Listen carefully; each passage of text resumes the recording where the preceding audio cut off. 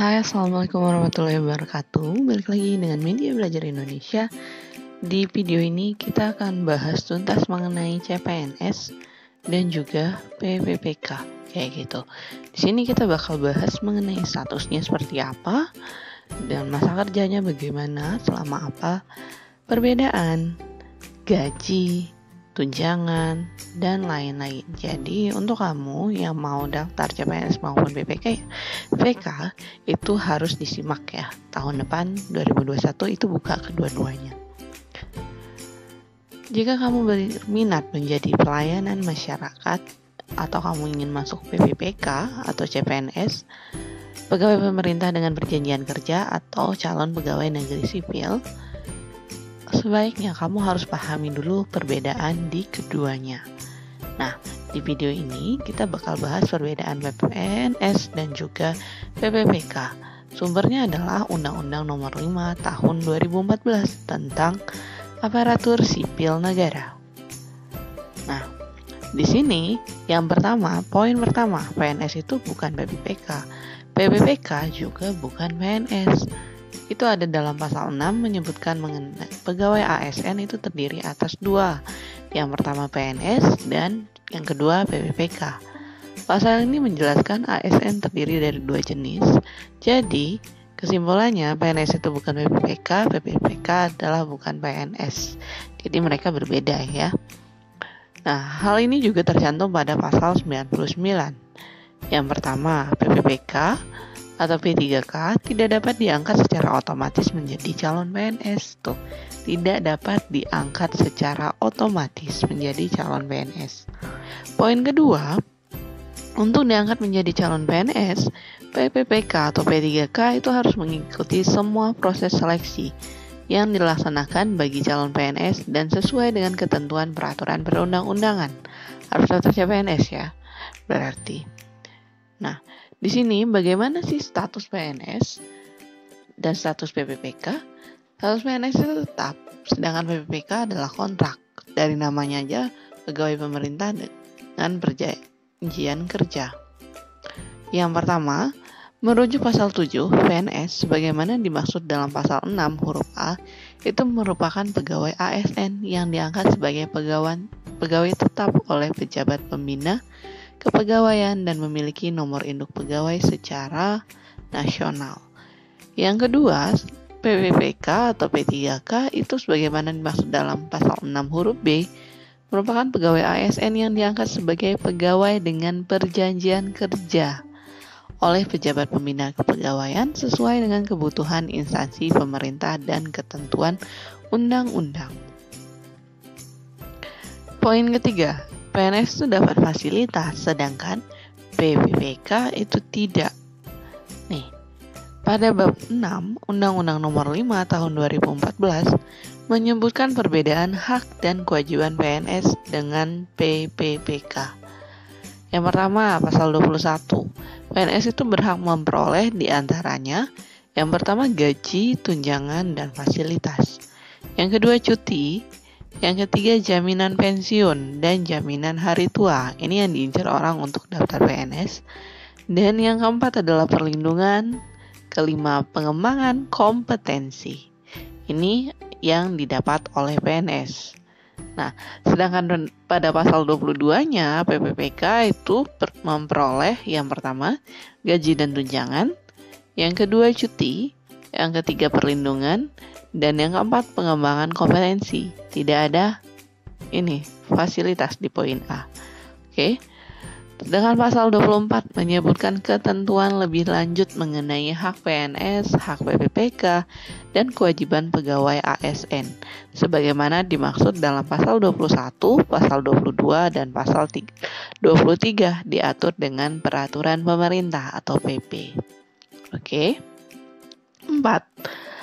Masa kerja PNS sampai pensiun, sedangkan PPPK hanya setahun, tetapi jangan khawatir bisa diperpanjang. Nah, batas usia pensiun PNS bagaimana dimaksudkan dalam pasal 87 ayat 1 huruf C. Yang pertama 58 tahun bagi pejabat administrasi. Yang kedua 60 tahun bagi pejabat pimpinan tinggi. sesuai dengan ketentuan peraturan perundang-undangan bagi pejabat fungsional. Beda lagi ya.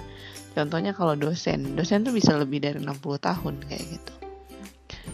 Sedangkan masa perjanjian kerja atau PPPK diatur pada pasal 98. Dalam pasal ini menyebutkan yang pertama, pengangkatan calon PPPK ditetapkan dengan keputusan pejabat pembina kepegawaian. Yang kedua, masa perjanjian kerja paling singkat itu 1 tahun dan dapat diperpanjang sesuai kebutuhan dan berdasarkan penilaian kinerja. Nah, lanjut. Masa perjanjian kerja PPPK juga dirinci pada pasal 37 PP nomor 49 tahun 2018 tentang manajemen pegawai pemerintah dengan perjanjian kerja.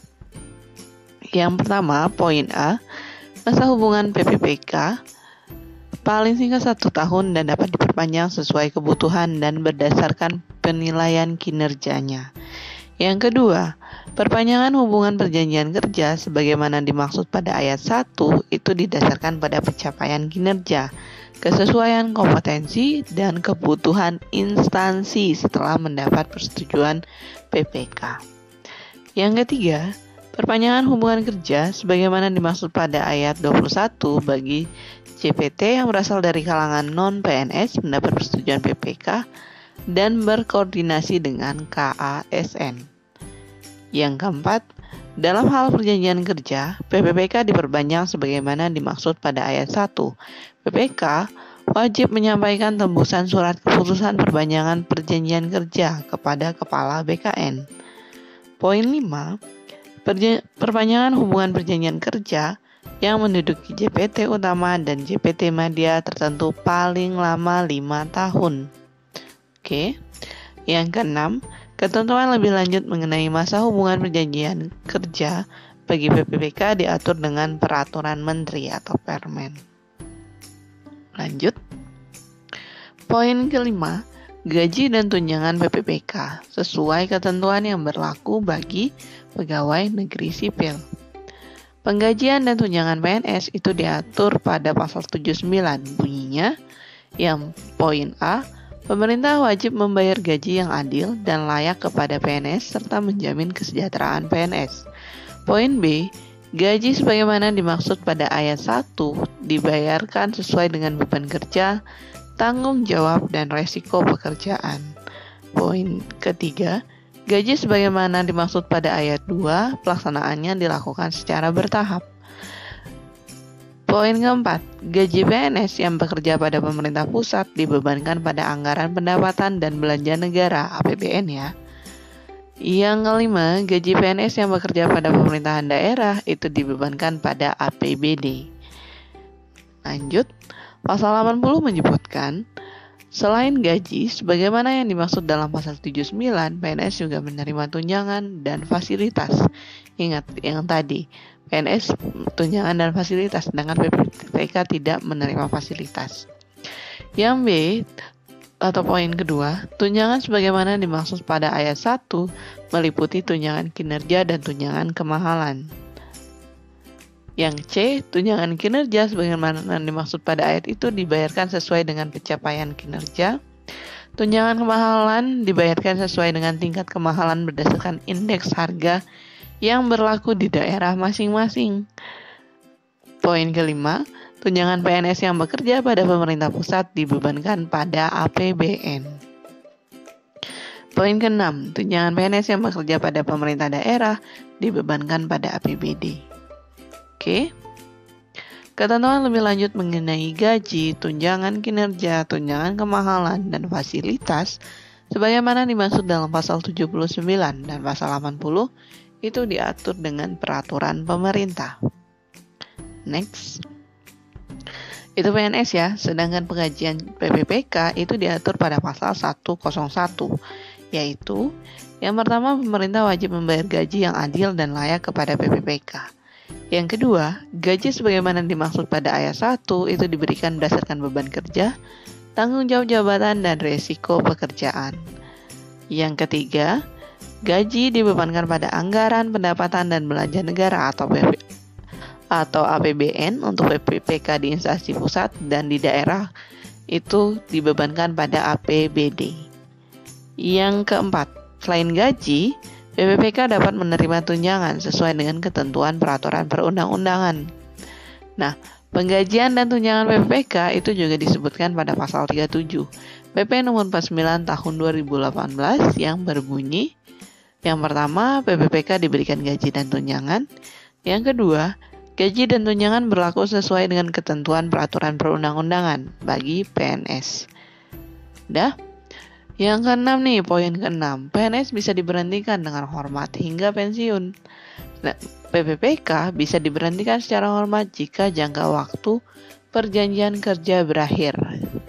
Nah, ketentuan pemerintahan PNS itu diatur pada pasal 87 Undang-Undang Nomor 5 Tahun 2014 menyebutkan PNS diberhentikan dengan hormat karena yang pertama meninggal dunia, yang kedua atas permintaan sendiri atau kita kenalnya dengan pensiun dini, yang ketiga mencapai batas usia pensiun yang telah ditetapkan ya, yang keempat perampingan organisasi atau kebijakan pemerintah yang mengakibatkan pensiun dini, yang kelima tidak cakap jasmani atau rohani sehingga tidak dapat menjalankan tugas dan kewajiban.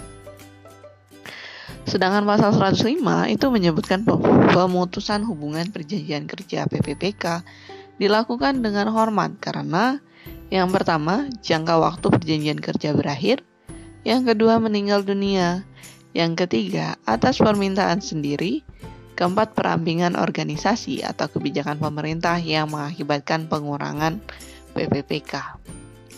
Yang kelima, tidak cakap jasmani dan atau rohani, sehingga tidak dapat menjalankan tugas. Sudah sekian, itu semua tentang CPNS dan PPPK. Terima kasih telah menyimak. Wassalamualaikum warahmatullahi wabarakatuh.